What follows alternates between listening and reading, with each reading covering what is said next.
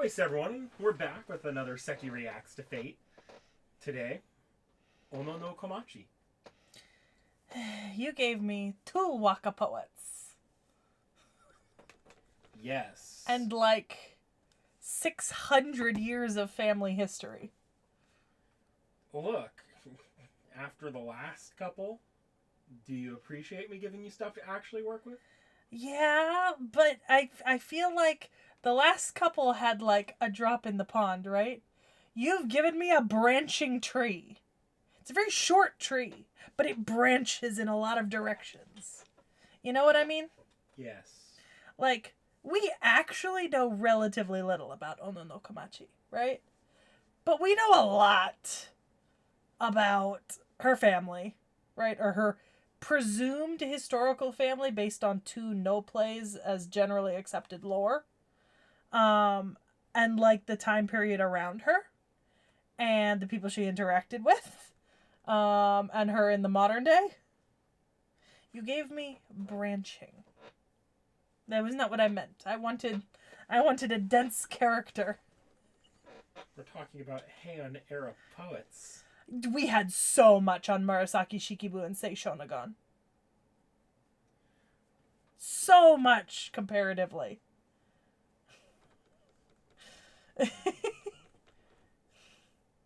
Fair enough. Up to and including potentially real names.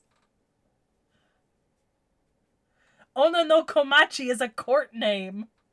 Yeah, we don't even know her real name. We know a decent about the men and women she slept with. Yeah, and Fukakura. Poor Fukakura. I think we should all pour one out for Fukakura. He tried his hardest. And it wasn't... I can't even say it wasn't good enough. He didn't deserve that. Do you agree, Nick Nack? I agree. # justice for Fukakura. Which is really only echoed by the collective legendization of Ono no Komachi that essentially proceeds to immortalize her as someone who was haughty and closed off in her youth and as a result suffered in her old age. Because that's the generally accepted story of how her life went post her time in court as one of the Rokasen. According to a bunch of no plays and other later works written about her life. Because once again, we know virtually nothing about Ono no Komachi, the actual historical person. This isn't fair. This isn't what I wanted. Did you see my post on Discord about this? Yes. On your way down here? I'm suffering.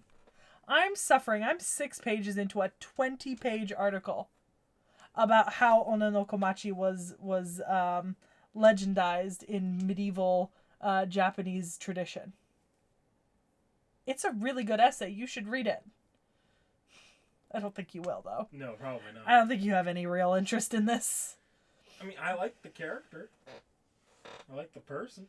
But, the character or the person? Because they seem to be 2 entirely separate things. But unfortunately, I don't have that much time on my hand to be reading over academic articles. That's why you do that hard work for me. I also don't have that much time to be reading over academic articles anymore. Fuck.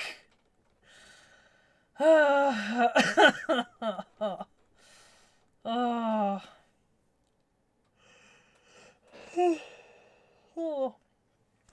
So, Ono no Komachi was a Heian period court lady and a very famous Waka poet. She's part of the Rokasen, which were the best Waka poets of the early Heian period. There were 6 of them, and she's considered one of the 5. She's also considered to be one of the 36 immortal poets.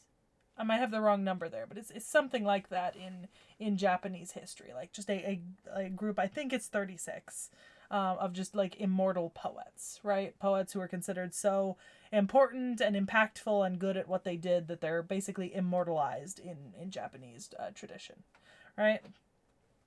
And the most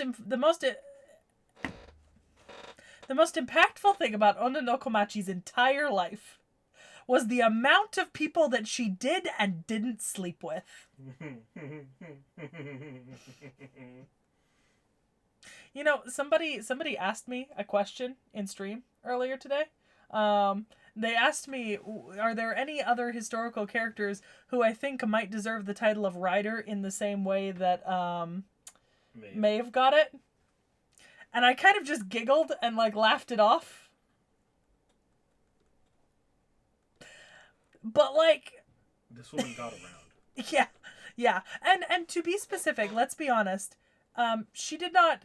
It's not that she was passed around or that people got to her a lot. No, she got around. This appears to be entirely on her part. You know, like something that she was very happy to do. Extensively. Explicitly. In great numbers. And she turns around and writes about it and does poetry about it. Uh-huh. And She's apparently, the Taylor Swift of her time. And apparently her poetry is known for being intensely emotional and like a beautiful demonstration of like feelings and emotions in poetic writing.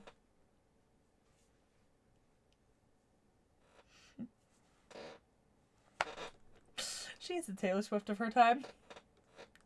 Yeah. Speaking of, today I learned that Taylor Swift might have broken up with Travis Kelce. Really? I didn't hear about that one.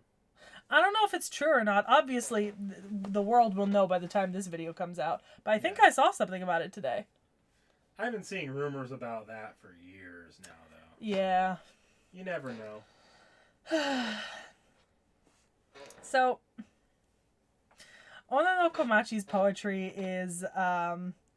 is recorded in several different collections of poetry that have been published at various times. So there's the Kokin Wakashu, but her poems are also included in the Kokinshu and a few other collections, although for the vast majority of these, even though she's attributed with writing so many poems, right? I think it's around 100 poems in total. A lot of scholars now believe that she probably didn't write all of them, right?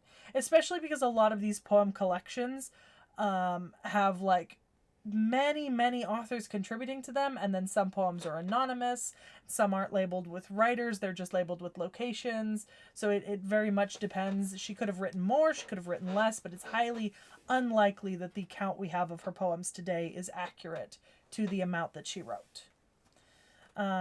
Which is, you know, pretty par for course for any writer pre-industrial, you know, industrialization, because we're just really bad at recording everything and gathering it together in like single places as a society until you get to the point where you're getting like these huge archives dedicated to cataloging and preserving information and such, without caring about what the information is, right? Because there's a pretty, so we mentioned no plays, right, where a lot of her legend and stuff comes from no plays that were written after her death. So Buddhism plays a pretty large part in how Onna no Komachi is represented after her death, right, in the no plays and in other things, because a lot of these records and plays were written by people who either were Buddhist monks or had heavy leanings towards Buddhism, and it's very hard to divorce the Buddhist ideals from the text and the history inside of them, right? So, for example, there are a couple of very famous no plays, Sotoba, Komachi, and I've forgotten the name of the second one, but between the two of them, one of them actually includes an elderly Onna no Komachi, right? So she's walking along a path and she sits down on what she thinks is a stoop, right? But it turns out it's just a neglected religious stupa, and a couple of Buddhist monks come by and they start berating her for sitting upon it, and she gets into a religious debate with them, and they're amazed by the amount of religious knowledge that she has, and so they finally get her to give them her name, and she tells them she's Onna no Komachi, and they know her name, right? Because she's a famous court lady and court poet. And then she goes on to sort of give this long speech about how all of the woes of her in her poor, homeless, elderly age are because of the way that she acted when she was young and because of the way that her family acted when she was young, and she's done all these bad things, which means that she deserves what she's gotten and she understands how she gets there, right? And that's very much the perspective coming from like a Buddhist text, right? Like that's you can tell that there's like heavy Buddhist influence there just when you read it, because it's highly unlikely that a woman who behaves like Ono no Komachi did would have behaved like that, right? Like that doesn't seem likely unless something very drastic changed in her life. And we actually know very little about the historical person Ono no Komachi post like her popularity in court life. We actually don't know anything about Ono no Komachi, the actual historical figure, other than a possible father and family connection. Because even though she might have been the daughter of Ono no Takamura, that's not confirmed at all. There is no historical record that confirms that, right? Not that we know of. That's actually from a no play. And I'm not saying that no plays can't have like genuine historical information, but I think if you take something that's written after someone's death, 100, 200, maybe even 300 years after their death, you should take it with a grain of salt as to the legitimacy of new facts introduced in something like that, when the historical records of the actual time period that the person lived in didn't write about that. Because you would think that if Ono no Komachi was related to Ono no Takamura and that family, it would have been better known, right? Like, Ono no Takamura was a famous diplomat and Waka poet, and it seems unlikely to me that his family would not have wanted to claim a woman of such renown with her poetry writing skills, especially considering the fact that the Ono family and their sort of prominence in court life and in the arts and diplomacy goes back like 300 years back to the Kamakura period, right, in the 600s to 700s, when they were diplomats to China, right? So it seems highly unlikely to me that this is a fact that would be genuinely legitimate, but the earliest recording is from a no play written after all of the events happened. In fairness, though, this is not the first character we've ever had like this. It's just very unique that this happens to, say, an author or a poet, as opposed to, it's say, not, because we've had that happen with kings, especially when we're talking about those Celtic and Norse ones. True. Where it's like there is a likely historical basis, but then since that historical basis, like, it's been really surrounded in myth. But we don't have a likely historical basis here. That's the difference, right? With a lot of those like European kings, right? We have a recording of the historical character that this might have been. We don't have that. There's no actual information about the person Ono no Komachi. We don't know her name. We don't know her age. We have a general 75-year period in which she probably lived, right? And that's only an estimate based on the fact that people say she lived to a very old age and that her poems were published in collections that cited a certain set of years, right? So then you kind of mathematically extrapolate, right, what happens. But there's nothing.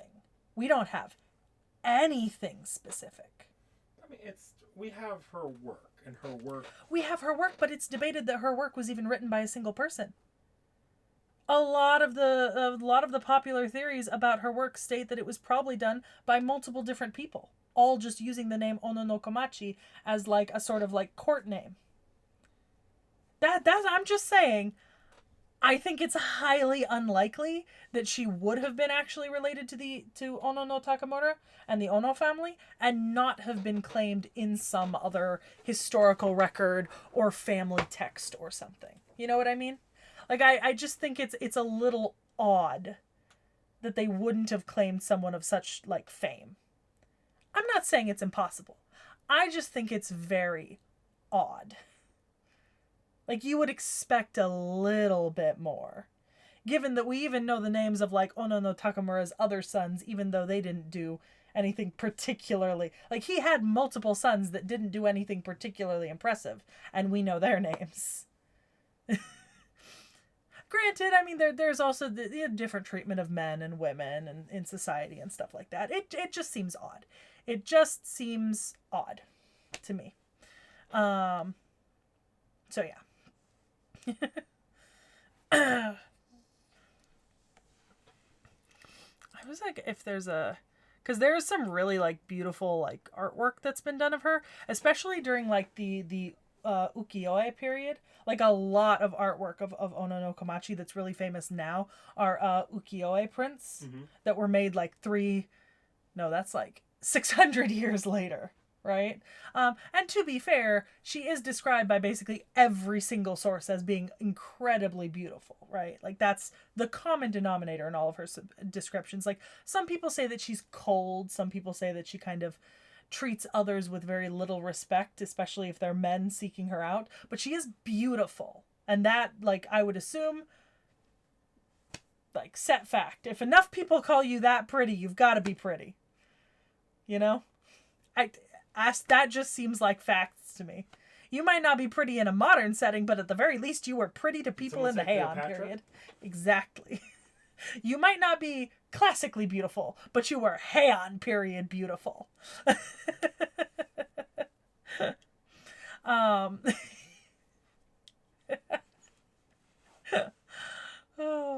So, funnily enough, a lot of the representations of Ono no Komachi are actually her of an elderly lady, right? And that's because the vast majority of no plays and other legends about her do have a perspective that's done from her as an old woman, because one of the things about the way that her legend developed in Japan was that her legend developed in kind of in combination with drama and Buddhism, and such that while her poems provide fame on their own, her poems and the fame that those caused are almost just the backdrop to stories about her when she was older, which is what became the main meat of like her appearance in different plays and legends, right? So it was, yes, she was beautiful and she wrote great poetry. All that is to say, this is what happened when she was young. Now let's, look at her when she was old, and she's lamenting the fact that she was haughty and cold as a young woman, and she denied suitors, and so she ended up never married, and when her father died and her brothers no longer took care of her, she had no place to go, and so she ended up homeless, a wandering old lady who acknowledged that what had happened was wrong,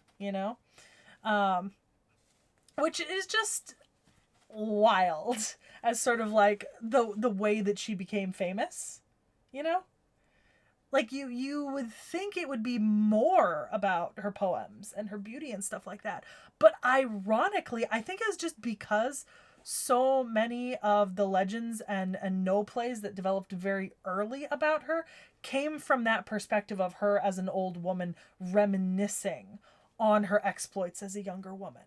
Right? It was the way that the story was framed, right? Rather than the focus that really came into the popular portrayal of her, right? It was the way that she treated her lovers, which was pretty generally terrible. Notably Fukukasa, no Shosho, but others as well. Like she treated her lovers terribly.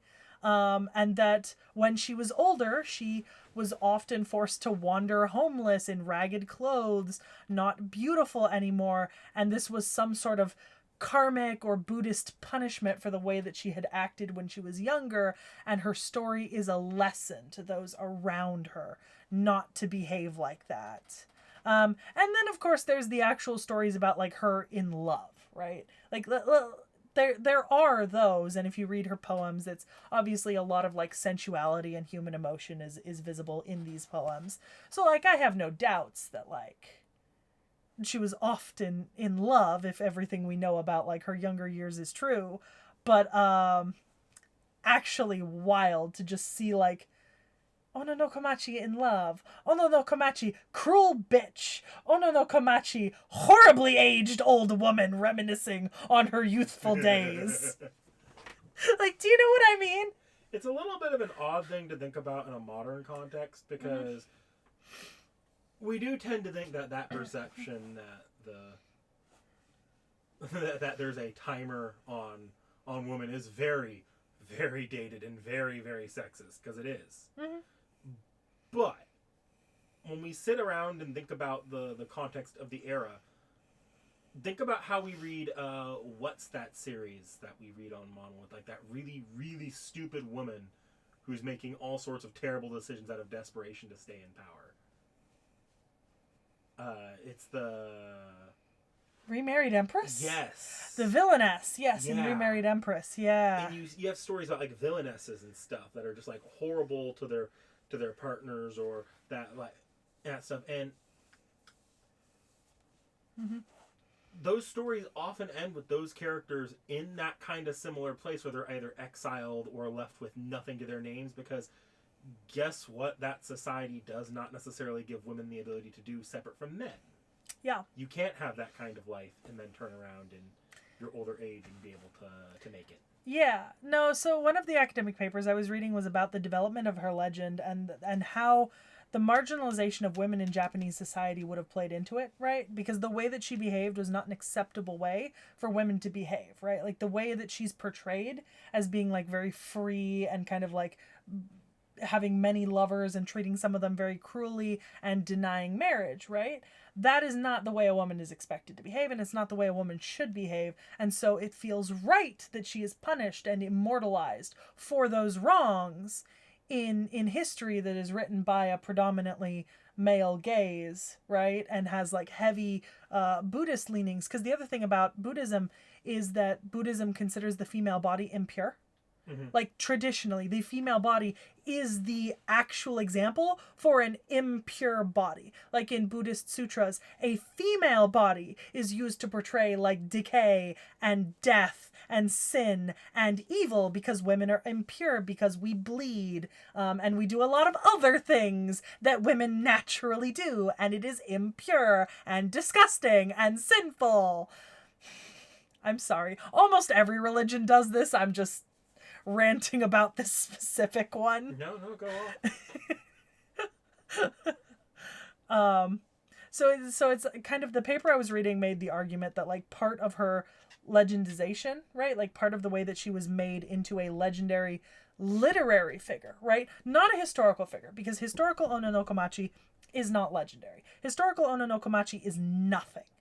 Literary Onna no Komachi, the woman that no plays was written about, the woman who's featured in ukiyo-e paintings, the woman who has become part of like the literary landscape of Heian period Japan, right? She is marginalized in a way, right? Like almost every single thing is literally showing her being punished eventually for the way that she behaves.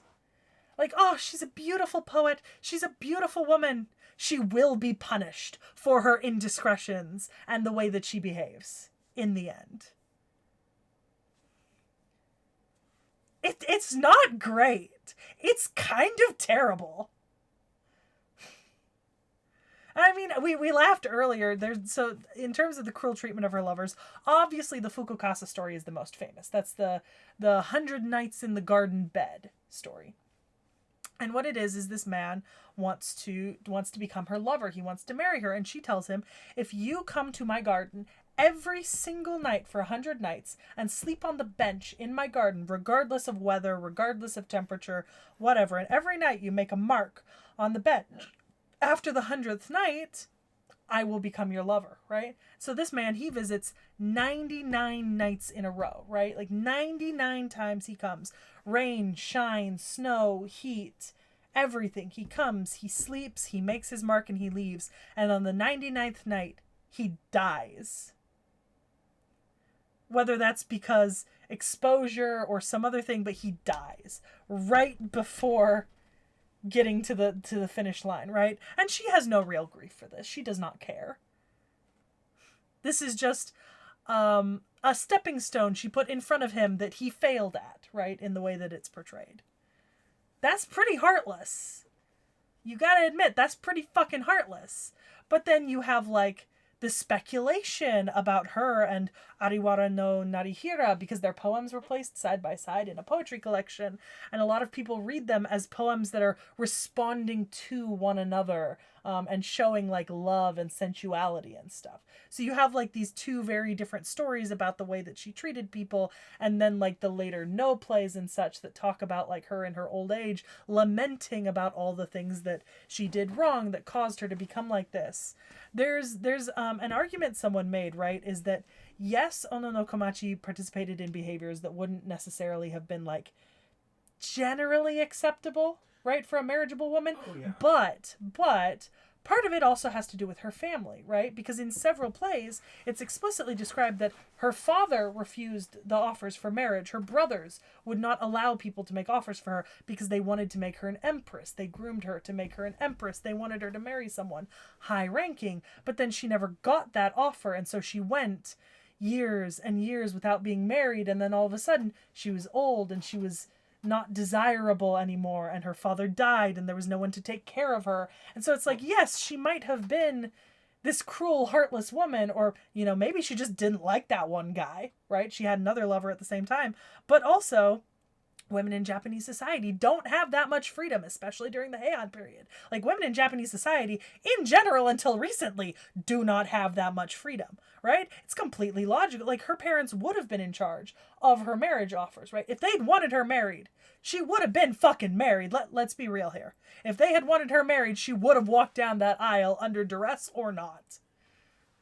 I think regardless of whether you put more agency on her for her activity in her younger days or more agency on her family, you do kind of have to separate, when you're thinking about her in a modern context, you have to separate her actions in terms of personal, like personal acts, like how kind she was, or how, like, what kind of person that made her, versus the deservingness of actual karmic retribution that she's kind of, it's that, like, thematically she's supposed to have. Because whether or not that's right. The no play implication is that you who treated your lovers so cruelly, and you who had many lovers but never committed to anyone, deserves to lose your lose your beauty, lose your position, lose your stability of home, and wander as an elderly woman unable to take care of herself. Like, you deserve to, and this is a rather extreme case, but it is a specific case about her legends, you deserve to die in a field, unloved, unregarded, and have your skull sit there for years with only the wind whistling through it to be the sign of the grief of your life. It is true that when you think about her actions in the context of the time period, she was kind of stupid in the time period. But the time period itself was not right for that. No. And to be honest, I mean, some stories say that she might have been a lady of the bedchamber anyways. And if she was a lady of the bedchamber, and that's kind of her job. You know, if she was a lady of the bedchamber during the reign of Emperor Ninmyo, as some people say, and then only later, after his death in around 850, which she would have been about 25, right, started relationships with other men. Well, that's completely reasonable. She was literally a concubine, right? Like a type of mistress.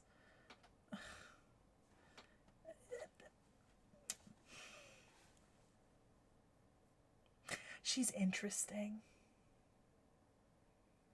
I mean, it's interesting to analyze from multiple angles, I think. Yeah, I think... Because I think if I asked what she should have done, yeah, she shouldn't have done what she did.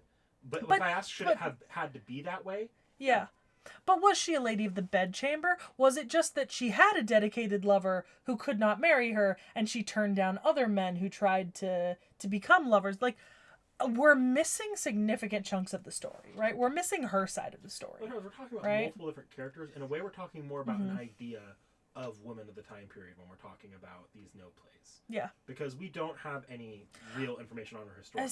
Some of the no plays, not just the no plays, but there's a Tsumatakiri. It's another story, right? It's called Tsumatakiri or something like that. And a lot of people attribute it to being about Ono no Komachi, right? And it's explicitly not about Ono no Komachi, but it's about a woman whose life follows almost the exact same trajectory as Ono no Komachi, living during the same period with like the same level of fame, right? Komachi's name is never mentioned in it, right? It's never explicitly stated to be Ono no Komachi. But what it is explicitly stated to be is a warning to not behave like Ono no Komachi, right? So it's not even a story about her and she's catching strays, right? Like I said, we are missing other parts of this story, right? Like we don't get Ono no Komachi's perspective in all this, right? We don't know what actually happened. What we're getting is like the accumulation of legends about her, right? And that's why I'm saying I love and hate her, because if we had a level of historical records, right? Like let's say we had like historical records and we knew that she was Ono no Takamura's daughter, and let's say we knew that Ono no Takamura didn't want her to marry anyone, like he did want her to be the empress, right? Let's form a hypothesis here, posit a theory, right, just to make a point. What if she was Ono no Takamura's daughter? I have historical records of that. He wanted her to marry the emperor, right? Even as a lesser concubine, to become that high ranking, right? So he denied all marriage offers to her, right? But she found a male lover at court, right? Someone that she loved, right? Obviously, she couldn't marry him. He couldn't marry her. Her family wouldn't allow it, right? But she turned down other men. And her family turned down other men who offered to be her husband or to be her lover. Because A, her family didn't want her having another lover. And maybe she was in love with this man, right? How does that make her cruel? How does that make her deserving of the punishment she's then given, right? We're missing other parts of this story. I feel like I somewhat disagree with you here on this one, actually. Because I'd say we're missing parts of the story if we could assume this is all part of one cohesive story. It's not. Well, no. It's more about a greater idea. Yeah. And I think there's... And the greater idea is wrapped up in Yeah. the marginalization and demonization of women during this time period, Yeah. and especially women who were famous famous in court life. You are 100% right. Cause like this is like if you, cause like let's put it this way, it's like asking why in one version of King Arthur's text he gets mauled by Cathplug and in another he dies on in the Battle of Camelin. Because it's different people portraying different parts of Arthur. Yeah. Yeah. It's, do you want Arthur the king, or do you want Arthur the romantic? Do you want Arthur the this or Arthur the that? So like we can put a lot of analysis on how these stories treat her. I think if I wanted to put a positive aspect, like something I do like in this, I do like that at the end of her day she at least seems to be at peace with herself. And that she, because I disagree, because I read a bunch of the no plays, right? Like either summaries of them or like excerpts from them, right? And I think in reading them, to me at least, right, it never comes across as her being at peace with herself. More so, it seems like she has made peace with the bad things that she has done and understands that she is living a punishment, which is not the same as being at peace with yourself, right? Like accepting that you are being punished and accepting you as the way you are is actually two different things, right? Because that would be the difference between me looking at myself in the mirror and saying like, I accept myself as the way I am. I'm a bit of a bitch. I'm fat. Like I'm not great at a lot of things, right? And then me accepting myself, and then me looking in a mirror and saying, I accept that maybe I am fat and unattractive because I'm a bit of a bitch and it's the punishment I'm getting karmically. It's two different things, I think. That's a bit of a No, I divergence. understand exactly what you're saying. And I see 100% why you're saying this. And I know this is hard because it's what I'm asking here is actually kind of impossible, and you're going to tell me it's impossible. Let's separate the idea of Komachi as the woman Komachi from just the general idea of Komachi as a person, just as a generalized Buddhist, separate from what Komachi is saying about her life. Just the idea of a Buddhist person looking back at their life or looking even at past lives about. So you're thinking the idea that if she's accepting what she's done wrong, she's becoming closer to centered with herself as a Buddhist, because you have to accept everything that you've done. I see where you're coming from. No, I do understand that this is a little bit of a hard way of looking at things, because you do also have to couple in the fact that Buddhism does have a lot of inherent sexisms Yeah. to it, especially in that tradition. So, but like but you see what I'm saying though, right? I get exactly what you mean. I think the breakdown for me and why I didn't think of that first and why I don't see it that way is because all of those no plays are written from such a Buddhist point of view, right? Like all of those later works are written like almost some of them even mirror the way that Buddhist sutras are written, in that there's like dialogue and then poetic summation and then dialogue and then poetic summation. And it seems like when reading those texts, they are so obviously meant to be like Buddhist commentary on the way you should live your life, as opposed to an actual depiction of a person. But you are saying separate the person from the ideal, and the ideal makes sense. The person suffers. Yes. Yeah. Like if I'm just thinking of this as as the general idea of Buddhism. It's a representation of, even if we're able to ignore the fact that Buddhism is absolutely wrong about the way it treats women and just as being women. Meanwhile, I so desperately want Ono no Komachi to be a historical figure, a woman that we can look at and learn about, and we just don't have. Like, that's just not an option here.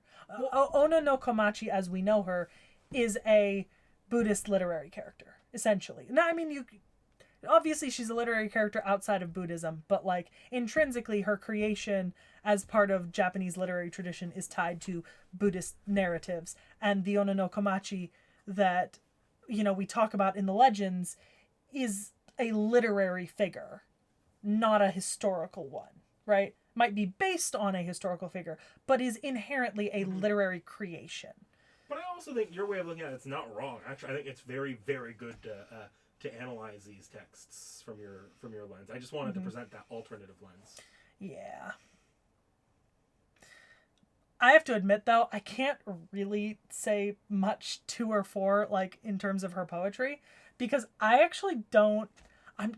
You know this about me, but I'm not generally a huge art person, right? Like, and that kind of extends to most forms of art. I kind of have, like, 3 settings with art where I'm like, I don't like it, or I don't get it.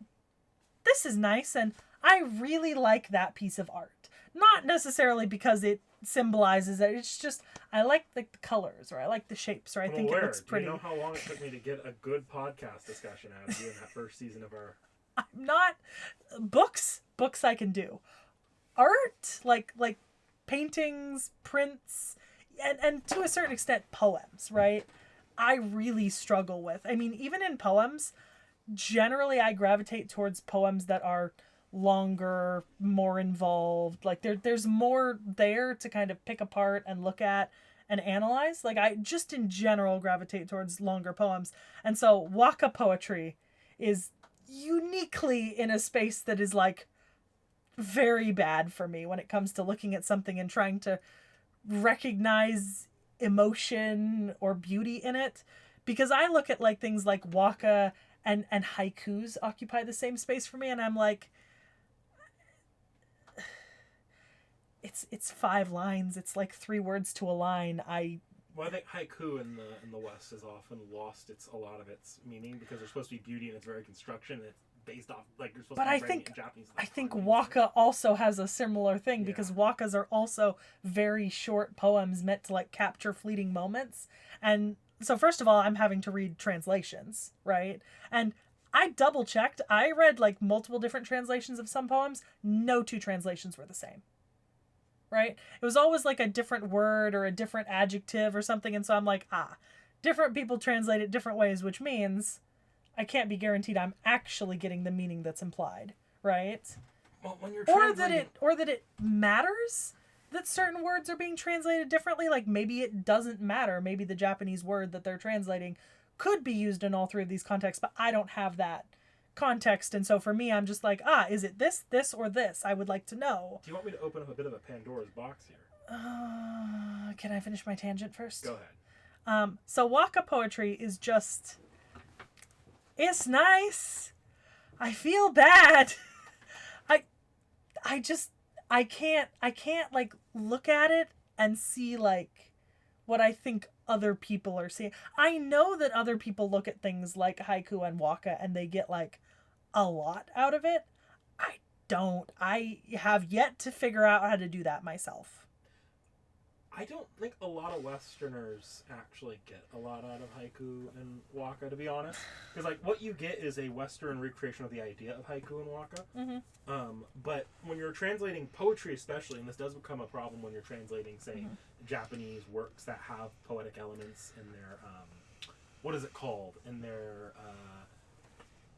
I forget what it's called, but this is something that comes up. Mm-hmm. When you're translating poetic elements or just poetry in general, you have to pretty much make a choice. Do you want to directly translate the meaning of it and lose the poetic structure, or do you try to keep the poetic structure but have to adjust the meaning? This is where a lot of the localization debate tends to come in, because if you don't find a way to keep that balance, it'll make works read either more stiffly, or you'll lose the original meaning of the work.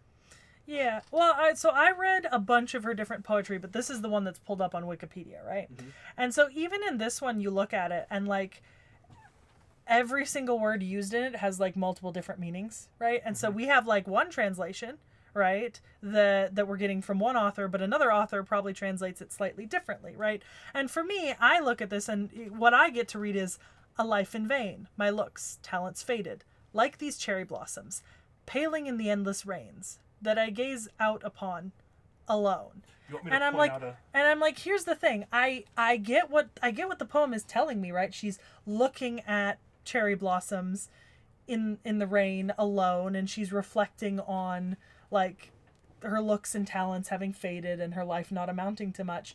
But I'm like, okay. You want me to give you, like, one little thing that changes a lot of this completely, and you're like, oh. What? The kanji for life there does not say this at all, but the pronunciation of the kanji hana is also flower. Yes, I know that. So that's I just didn't know it was the kanji for life. The entire thing is supposed to be it's not the kanji for flower though, but it's supposed to hold the double meaning that it's flowers wilting over time. Yeah, and so that's what I mean. Haiku and waka, I just don't get it. It's hard to get it if you. Yeah. I'm not fluent in Japanese. If you're not fluent in the language, you're not going to get, like, the double and triple meanings of these poetry. And poetry is nothing if not supposed to be something you're supposed to sit there and think about the double and triple meanings of. Yeah. Like, it's so wild because, like, obviously you picked up that the kanji is life. I didn't even know that because I know hana means flower, right? Like, I've read a lot of manga with hana in the title. And so, like, I know the meanings of some of these words in romanization, but I couldn't tell you what those words look like in kanji or katakana or hiragana. And so, you know, it just read the English slips right over my head. Yeah. It's like you're just talking about life. Yeah. Yeah. It's not, you lose some of that the idea of trying to put beauty into that statement. Yeah. It's rough for me. I feel bad sometimes because, like, people are like, "Oh my god, it's so beautiful," and I'm like, whatever you say. I agree. I can't blame you for haiku and waka. Yeah, they're not English structures of poetry. But then it goes further into, like, art and stuff where I'm just like, I look at, like, a lot of art and I'm just like, it's a painting. I think you're so undercrediting yourself because I've had these discussions with you in the anime podcast. There's a reason why I pick on you the most because I know you're capable of that level of analysis, and when I push you at it, you do tend to produce it. But I don't do it naturally or automatically, you know? Like, you put, like, a fucking, I don't know, who's a famous, you put, like, a Van Gogh in front of me, right? Like a Van Gogh painting, and I'm like, I really like sunflowers because I really like the flower. But, like, not to say Van Gogh is a bad artist, but it's like, I like sunflowers. I don't really like Starry Night, actually. I just think it doesn't look very nice. Look, it's hard for me to respond get me to that absolutely too much fucking. Painting is not one of those areas of art where I'm very, like, analytical on. Yeah. I'm pretty much limited to just wholly text and storytelling when I'm thinking. Yeah. Mine, Yeah, so poetry's a rough spot for me, even in general, even English poetry. I think the other thing is, even with English poetry, the topic has to be something that I'm interested in. Like, I'm not just going to read a poem about, like, flowers blossoming because I'm just like, I don't care, you know? Like, I read poems like Ozymandias. I read poems like Fire and Ice. I read poems like the Jabberwocky, you know? I don't just, it's not like whatever. It's like very specific poems by specific authors on specific topics. See, with those, it's not just the topic, right? Like Ozymandias in particular, that poem, if I'm not wrong, and I haven't gone over this myself, but I've heard people's analysis of it, isn't that one supposed to simultaneously be a declaration about him, but also a commentary on how, like, the actual fallibility, I don't know if that's the right term, the limited lifespan of power and greatness. Oh yeah, and I like both versions of Ozymandias as well. I actually like Horace's version better than the one that's more famous by Shelley, but obviously Shelley's got more popular, so. But yeah, I can't say much towards the quality of her poetry is all I kind of, obviously it's good, right? Like it's obviously fantastic, you know? Like I feel like historically we've accepted that. Mm-hmm. I just can't really see it, and that's because I can't really read it in the way that it was intended to be read. For me, at the end of the day, because we have so little on her actual life, you have to treat her a little bit more like looking at King Arthur's stories than you do than looking at someone like, say, Sean Argon or Murasaki Shikibu. Yeah. I mean, it's one of those things where I'm like, okay, all right. Let's see. Then I think the only other major thing I wanted to mention was very recent about her. Have you heard about the Miss XYZ phenomenon? I've read about that a little bit, yes. Yeah. So in Japan, and this is sort of like, this is not like as common now, right? But like a while ago, it used to be really common for like the women who were considered to be like the most beautiful in this town would be called like XYZ Komachi, right? Is like the perfect example of like feminine beauty from this town would be Miss XYZ Komachi or XYZ Komachi, and it was just sort of like a name that you would give them to kind of address them and kind of imply that you wanted to say that they had all this like feminine beauty and ideals, and a lot of that traces back to the fact that she along with what was his name? Ariwara no Narihira, right? The one that people thought, because their poems were side by side and they kind of read like responses to one another, that they might have been in love, right? The two of them are widely considered to be like from this period and of like the famous Waka of this period to be like the most perfect depictions of female beauty and male beauty. Like they're kind of gendered opposed, but both representing like a perfect ideal. So. And then I kind of talked about Takamura already. But he was a diplomat and later a Waka poet. Yep. Peachy. So what class you think? Caster? Yeah, that's okay. Who'da thunk? Well, I mean... Look, Sei was an archer. Yeah, and a berserker? Eventually. Yeah. Oh, she's pretty. I don't know why I said that so surprised. I really... You think we're going to gender bend her? No! I don't know. Just for some reason my brain was like, oh, she's pretty. Like that was going to be a shock. Like a woman who was considered to be beautiful and the paragon of female beauty. Like Japan's Cleopatra was not going to be drawn to be pretty. I don't know. I think the error 404 just, you know. Oh. I like the colorway. I really like the colorway. And I think this was the perfect servant to lean very, very heavily into traditional Japanese clothing and traditional Buddhist symbols. This was the right servant to double down on both of those ideals in the final artwork, right? Because that's straight up, there's a trishula, there's the ceremonial bell. Bet you there's a fucking lotus flower in there somewhere or a symbol of it. You know, in your defense, I could have seen a version of Komachi, not for a gacha game. There's the lotus. But I could have seen a version of Komachi done. That's an older woman, given the prevalence of her in that form in the No plays.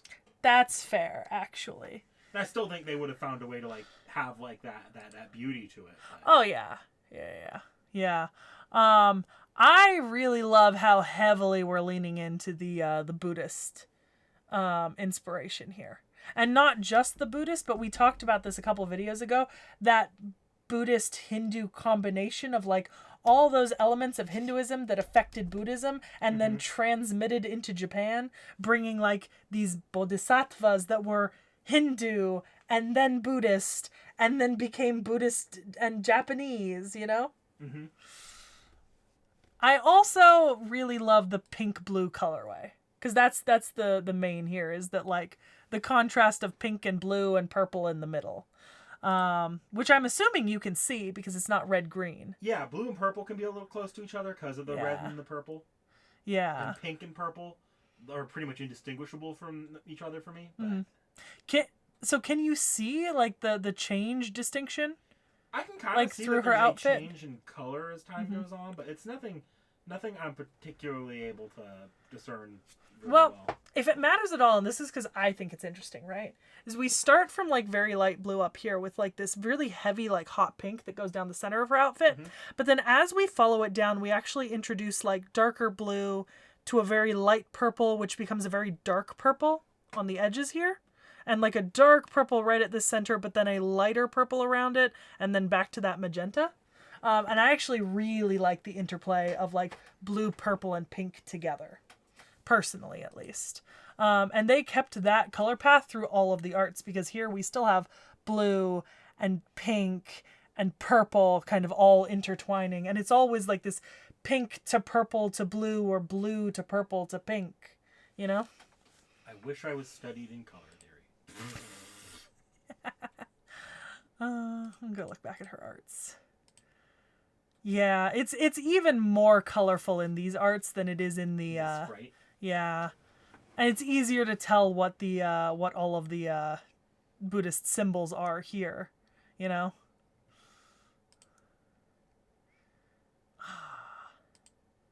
I'll be honest though, I think this might be my favorite.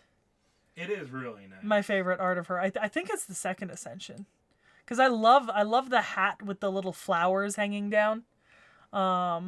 Anyways, tell me about Ono no Komachi. So Komachi is a servant who, even in fate, retains that ambiguity. She holds her true origins close to her chest, only ever disclosing that she was either a daughter or granddaughter to Ono no Takamura, who I also have a Wikipedia page open if you want to quickly pull him up, because we don't have a lot to go over with him, but I did want it since... Do you mean this one? Yeah. Okay. Oh, we have a design. Yeah, but that's pretty much all we have. We have a design, we have an NP name. Oh. Okay, we're good.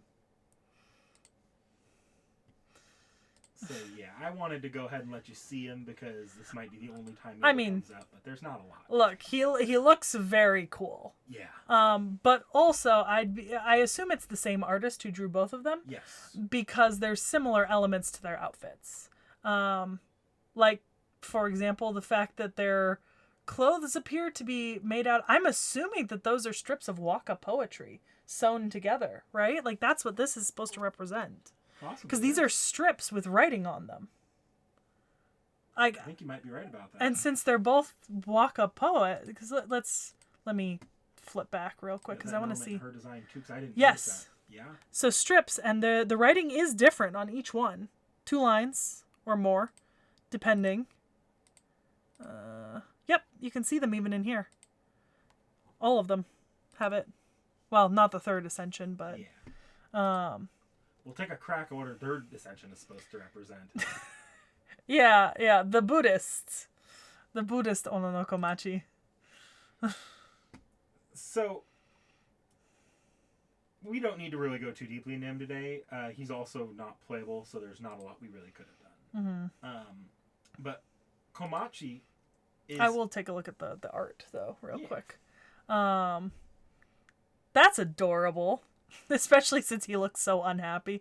I like Benny Enma in the background, and like look at the look on that dragon's face with the sweat drops. I think there's a story here. Also, if you look a little closer, you notice her arms are wrapped. Like, she's completely wrapped under her clothes with what looks like either sutras, I would assume, or Waka poems. It's gotta be one of the two. Or maybe even a combination of both. So is he. Like, that's what his wrapping is covered in. I could see it being sutras because of the Buddhist connection, right? But I could also see it being their own poems, right? Like, symbolically. I think it would be poems because it's an element shared between the two of them, and Takamura is not known for the connection. Yeah. Or the fact that he's a theorized relative of Komachi. That's true. That's true. Oh, so cute. And then...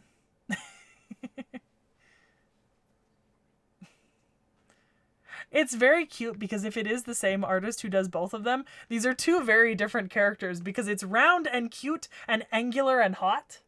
You know what I mean? Like the two types. Mm-hmm. Round, cute, and small, and hot, tall, and angular. The two flavors, one could say. So Komachi kind of walks around in a very detached, dreamlike state. Mm-hmm. She also just enjoys burying herself in the library, and in particular enjoys Japanese shoujo stories. Me too, girl. Me too. As for that third ascension, in her third ascension, she's become transcendent in both compassion and grace. Well, you know, the other thing I noticed, the other thing I was reading about, right, especially in that article about her legendarization and kind of how the Buddhist influence comes in, is that if you notice a lot of women who become very famous in Buddhist myth become bodhisattvas, right? And are given these very, like Guan Yin, right? The Lady of Mercy, the bodhisattva and stuff like that. And in that way, a lot of these women kind of go all over Asia, right? But as these Buddhist, like, saints, essentially. And I think that's what they're going for here with her. Because I don't know if they ever make that commentary directly in the story, because I haven't read it yet, because it's not in English yet. But you can see it in the design, and when I describe her NP later, you're like, oh, that sounds like these same NPs we got out of, say, Sanzong, or even Kiara. But obviously fucked up in Kiara's case, or like the Buddha. So, yeah. That is a loud purr. That is a loud purr. My little aircraft carrier. Do we have relationships? No, nothing. Really? So they haven't got to this I just checked. So I'm assuming she's very new. She was the Valentine's servant in JP last year. So she's coming to NA this year? No. Next year as the Valentine's servant. Yeah. Okay. I would expect her to already have some relationships at least, but I guess she does. It's just probably not updated, been translated by fans yet. She's not one of the more popular servants. Yeah, she should be. Very good design. I think it'll take a summer form before she starts really popping up, because that's what happened with Murasaki. And I think Murasaki's original form is way nicer than her summer form. And I have a feeling that, I have that feeling. Or it'll take her being in a more serious story the same way. Because maybe not the summer form so much, but say in Murasaki, I don't think I really saw a lot of love for until the Heian Kyo chapter came out with them in it. And she's only ever been in it like a small side event, so... So I do see the skill Bodhisattva Nirmanakaya, right? Yeah. And remember when I mentioned Ono no Komachi and Ariwara no Narihira are often associated together as like the perfect portrayals of like male and female beauty. Male and female beauty are also associated with Avalokiteshvara. We actually saw Avalokiteshvara when we went to the Asian Art Museum in SF. We saw a bunch of depictions of Avalokiteshvara. I remember because Vorn kept making me laugh because for the life of him he could not read their name. But like I saw it enough times that I wasn't struggling by the end of the visit, so that makes sense. And then personal skills, all of those make sense. So then you get the Noble Phantasm, the Legend of Komachi, the fairest wither in the bud. Yeah, so in combat, she's actually a pretty decent servant, but her biggest Achilles heel here is that she just struggles to understand how to work in a team. Mm-hmm. Her first two ascensions make use of what appears to be hand period magecraft and just generally graceful attacks, but her third one avoids direct physical combat altogether, relying wholly on that same probably magecraft, which appears to be calling on direct intervention from another plane. Mm-hmm. Which is either a reference to her father or Buddhism. Yeah, I think depending. If you kind of get what they're going for here, I think it's that they're really honing in on the idea that by the end of her life, she was closer to a bodhisattva than a normal human. Yeah. Yeah. But then, yeah, at the same time, Ono no Takamura, so he's not Buddhist at all. And he's so he exists as well in Japanese mythology separately from Buddhism as an official in the underworld. Mm-hmm. Right? I think.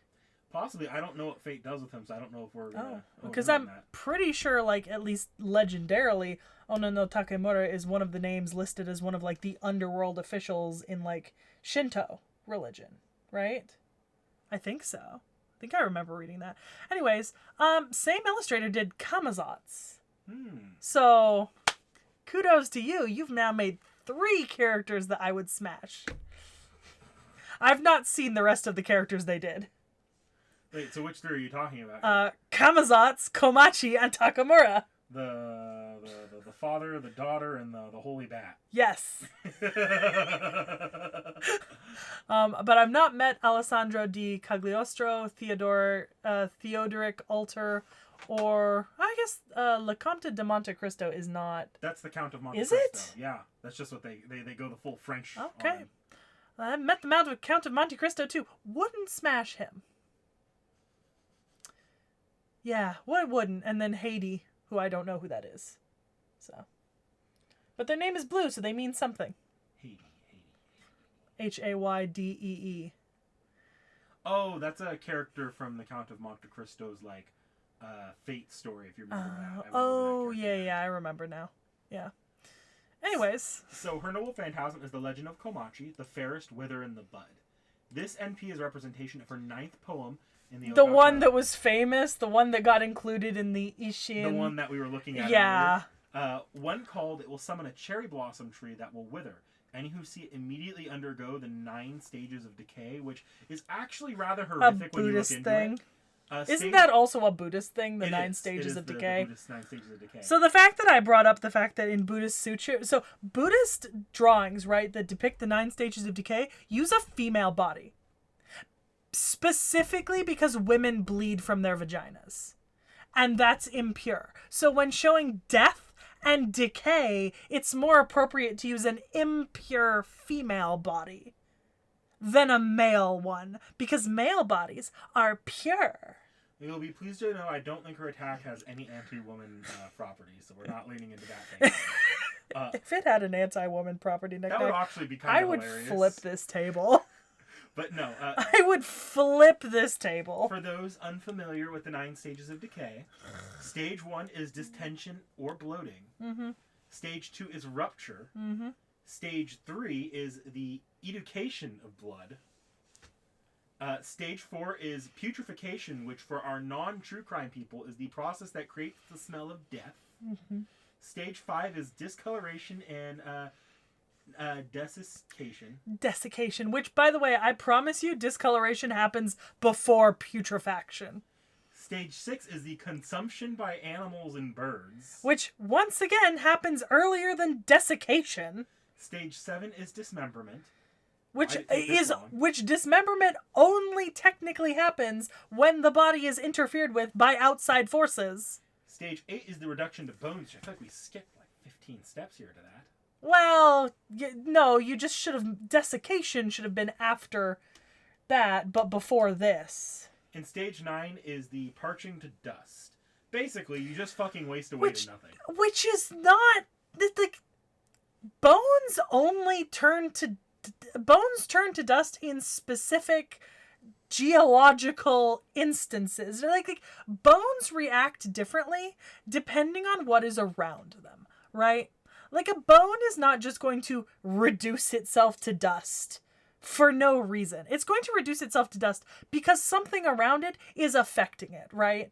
Like, this is why, like, some places produce fossils and some places don't.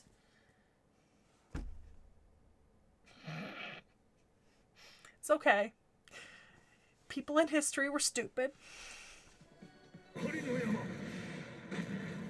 There it is. I kind of like that she essentially just has scary dog privilege. You know what I mean? Like, this cute little adorable girl, and then she just calls, like, a lord of the underworld to impart judgment upon her opponent. Also, I love, like, the green and pink combo. It's really doing it for me. That's one of my favorite color combos. It reminds me of spring. I also love that she's just whacking them with her bag of books. Well, that too. That is a shoujo manga. Yes. I recognize the pattern of that. That was a shoujo beat shoujo manga. The spine of that book looked like a shoujo beat manga. See, this is proper scary dog privilege, right? This is like adorable little girl, and then she's just like, Dad, he hit me.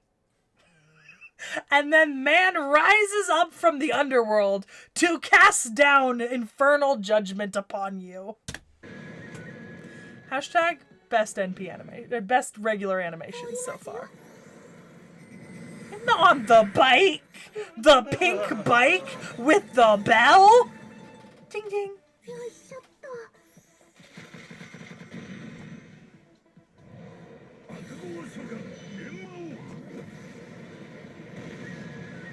How does it feel being God's favorite princess, Ono no Komachi?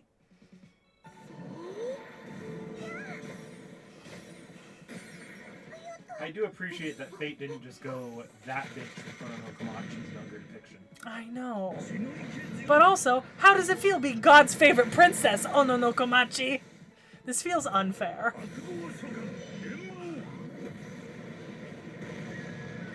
I love her. I would die for her. I love that she has the thick swirly glasses. Like the bookworms get in manga, where it's like thick and swirly and you can't see their eyes under it. This is great.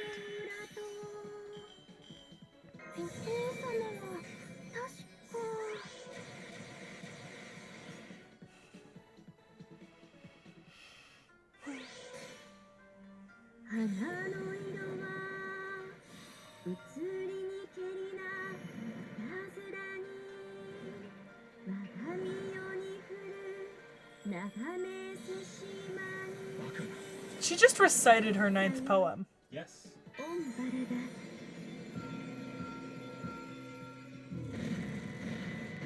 Ah, yes. Karmic retribution.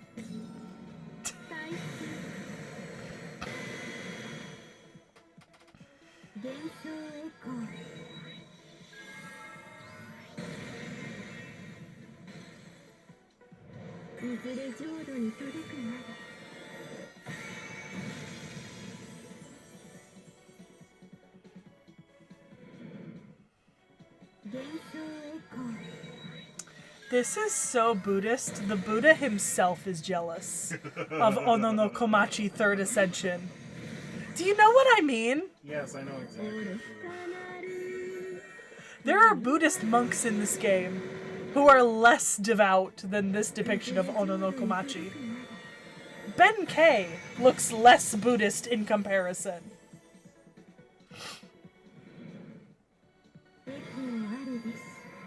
I love it though.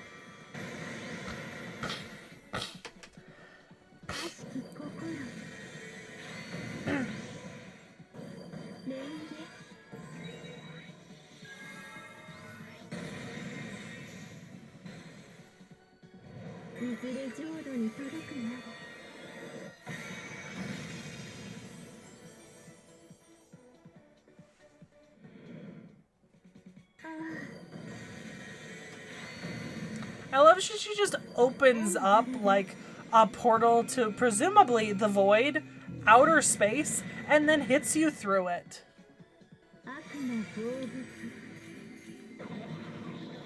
Oh my god, she summons little dudes. I love it.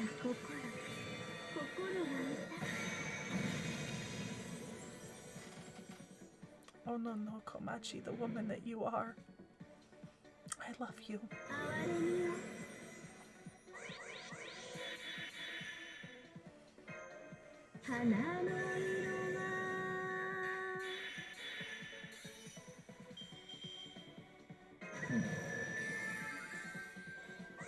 She just called out the first line of her 9th poem. Yep.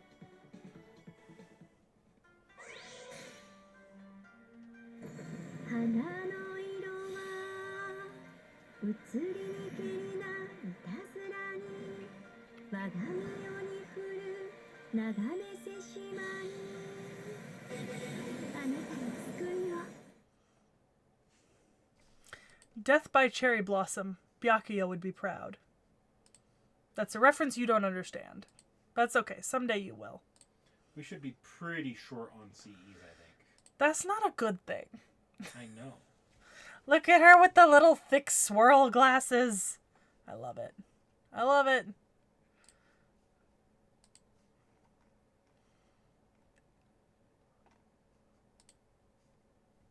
I wait to see his sprite closer up. Yeah. Scary dog privilege.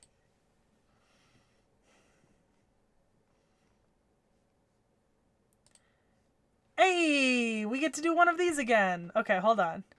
All right. Hassan of Serenity. Gareth? Yes.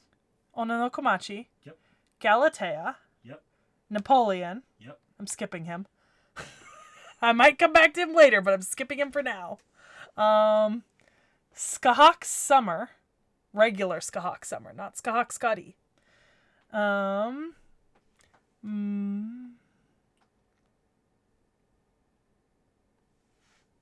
on. Musashi. Yes. Miyamoto Musashi. Let's see. Obviously King Gill, Golden Gill. Let's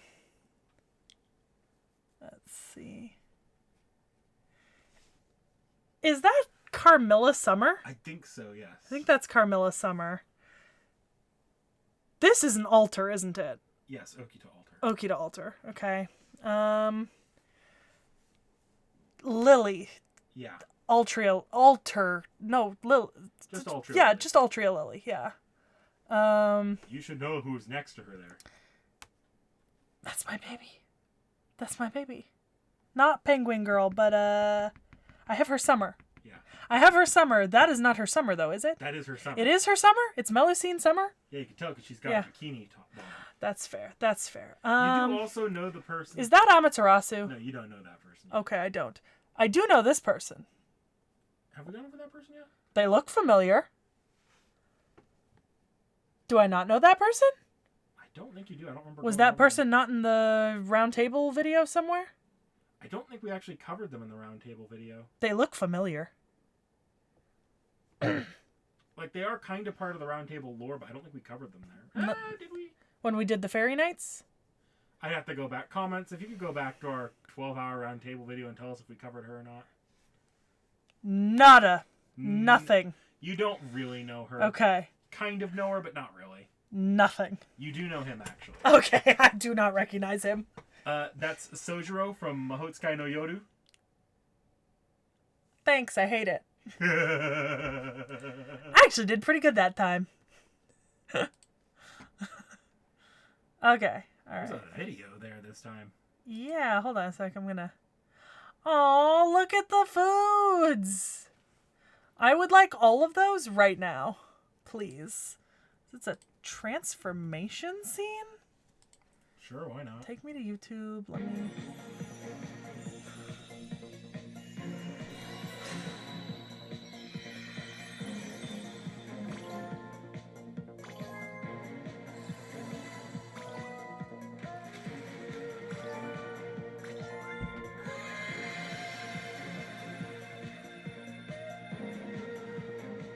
That was a magical girl transformation scene. Yeah, It must have been from the event. all right. They just had a cutscene there in the event. Okay. All right. All right. Komachi's spectacles on top of some books. Hey, Knick Knack, read that for me. Ibuko.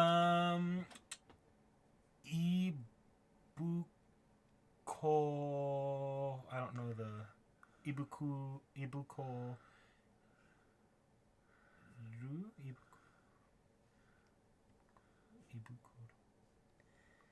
I mean, that's not the whole word, obviously. There's some cut-off characters up top. Oh. Again. No. Okay.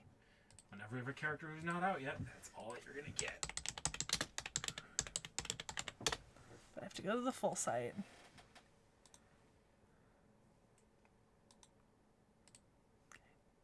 The servant named Ono no Komachi wears glasses depending on the level of her spiritual origin. So does that mean she has poor eyesight? No. Her glasses do indeed correct vision, but they do not correct conditions like myopia, hyperopia, or astigmatism. They correct her perspective. In other words, these glasses have the effect of narrowing or defining the scale of observation from the perspective of a Buddha to the perspective of a human being. These glasses suppress Ono no Komachi's spiritual origin at the heroic spear level, and play a role in maintaining her in this world, preventing her from attaining liberation. Ono no Komachi herself doesn't seem to understand it very well, and Ono no Takamura doesn't explicitly mention it, but considering the words and actions of servants such as Kurenai Enma, Oniichi Hogen, and Ashia Domon, one theory has emerged that perhaps these glasses were given to Takamura by King Enma when Komachi materialized. So Enma's the king of the underworld. Yeah. We're also just pretty much straight up saying that Komachi is achieving Buddhahood here. We're also saying that she's literally being given something to prevent her from achieving that at any point. Well, because if she achieves Buddhahood, she wouldn't can't be able to be a servant. Yeah. Similar to how Sanzong can't be full Buddhahood. Yeah. Interesting. Okay.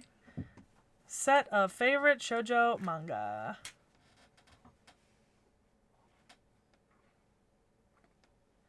Would they dare put actual shoujo manga? No, God no, but they're probably all references. I was going to say, because several of these look very familiar. Several of these look disturbingly like something I have read. There's a panda in that one. Yeah. But look at this one. Fairy with the long blue hair. That, I got opinions on what that might be referencing. Okay. Just copy and we'll pop right on over. Okay, but if you were ever in an anime and they needed product placement... Ono no Komachi's special selection of shoujo manga, a huge pile of shoujo manga from the 1980s to the 2010s. Not only are there classic comic books, but there are also a few magazines here and there. Yes, there are magazines too. She never misses out on a classic one-shot that only appeared in a magazine but never made it into a book. Well, I enjoy magazines, you know. If I read through them while checking what other works were published during the same period, I can get a sense of the trends, something, and context. It's even more enjoyable. That translation's a little funky because it shouldn't be trends, and context, but I don't know what it would be instead. Interesting. That does confirm my suspicion on a few of those, though. This is a celebration event, so I do not need to read it, but I love it. Do you not love this? It's a very sci-fi take on Komachi. Makes me want a Saber Wars variant. Well, it's interesting because I think the iPad and the graphic behind her is very like cyber futuristic, but her outfit I would actually say is quite not very modern, right? Like high-low skirts were popular primarily in the early to mid 2010s, right? So that's, one thing on its own. Two-piece sets like this with the peplum top is also like a 2010s thing, right? Like the outfit itself screams like 10 years ago, right? Maybe even a little bit more in terms of like the physical outfit that she's wearing. Not that I don't love it, don't get me wrong. You can prize certain high-low skirts that I love out of my cold dead hands. I actually think they're fantastic. But it actually doesn't necessarily scream like modern fashion, which is then very funny because remember her Valentine's CE specified 1980s to 2010s. But it's also going for a futuristic look, and sci-fi futurism really does love to grab previous eras fashion choices. It does, but it's not typically that recent. They usually go back a little more. Most often it's retro futurism, but I've seen some like, let's instead of going retro future, we're gonna go like, oh, sci-fi, but it's like the crazy outfit choices of the 80s, or sci-fi, but it looks a little bit more like sterile, like early 2000s sterilized. Yeah, but this looks like it's almost a 2010s version of 1950s clothing, right? Because this silhouette was very popular in the 1950s. I mean, with the exception of like the lace in the high-low, and like the open shoulder. The rest of that, straight 1950s vintage. Then you just added a little bit of an open shoulder and the lace high-low, which is very 2010s, right? Cold shoulder, high-low skirts. It's very interesting. I like it. I like it a lot. I'm like looking at the little like, see, this is like the map location, settings, search bar, book. This is a flower. I'm curious what that top thing is, but I can't really tell from this scale and size. Maybe the comments can tell us.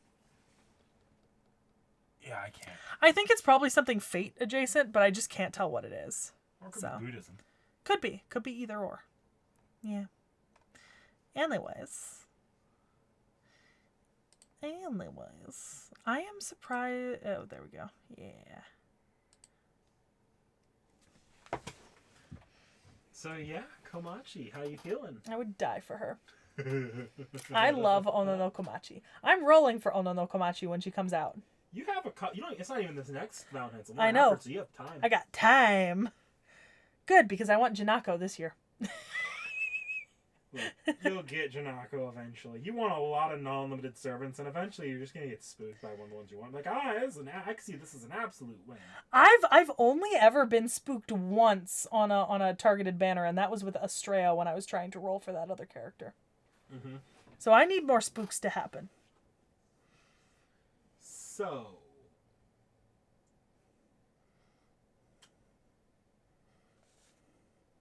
next time, huh?